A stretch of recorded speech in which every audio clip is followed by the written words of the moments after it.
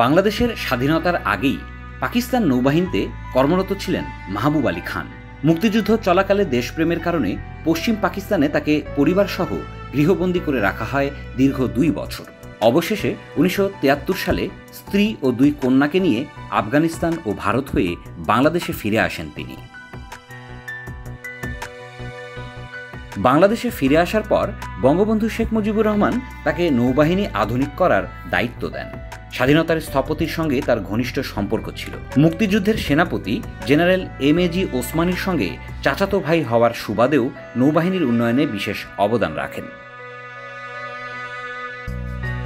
1975 সালের সেনা অভ্যুত্থানের পর রাষ্ট্রপতি জিয়াউর রহমানের ঘনিষ্ঠ হয়ে ওঠেন তিনি।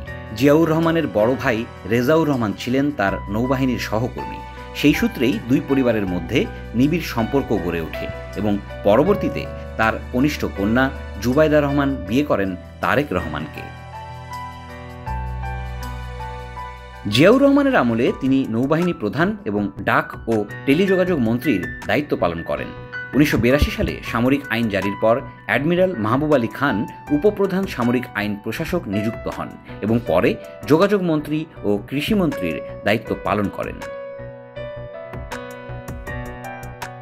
তবে 1984 সালের 6 আগস্ট তার মৃত্যু দেশকে স্তম্ভিত করে দেয়।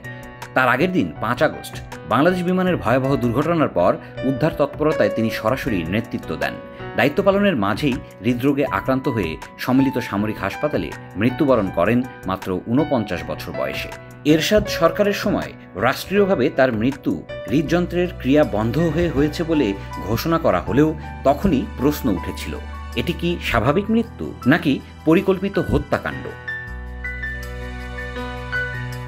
সেদিন উপস্থিত অনেক কর্মকর্তা নীরবে ইঙ্গিত দিয়েছিলেন তার মৃতদেহের অবস্থা স্বাভাবিক হৃদরোগজনিত মৃত্যুর সঙ্গে মেলানো কঠিন।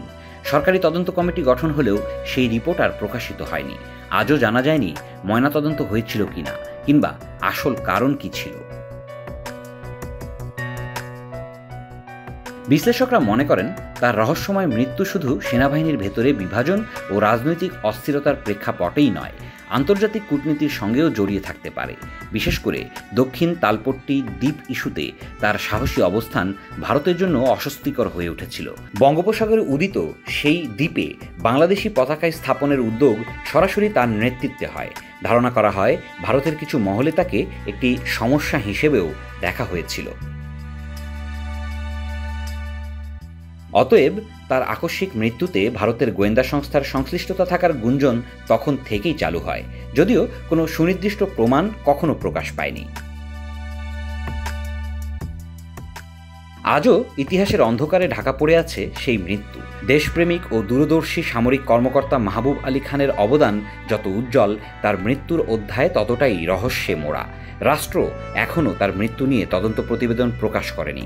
ফলে প্রশ্ন থেকে যায়, তিনি কি সত্যিই হৃদরোগে মারা গিয়েছিলেন নাকি কোনো পরিকল্পিত ষড়যন্ত্রে তাকে সরিয়ে দেওয়া হয়েছিল? বাংলাদেশের ইতিহাসে তার অবদান অনস্বীকার্য, কিন্তু সেই ইতিহাস এখনও অসম্পূর্ণ রয়ে গেছে তার মৃত্যুর সত্য উন্মোচন ছাড়া। Desk report, Dhaka express.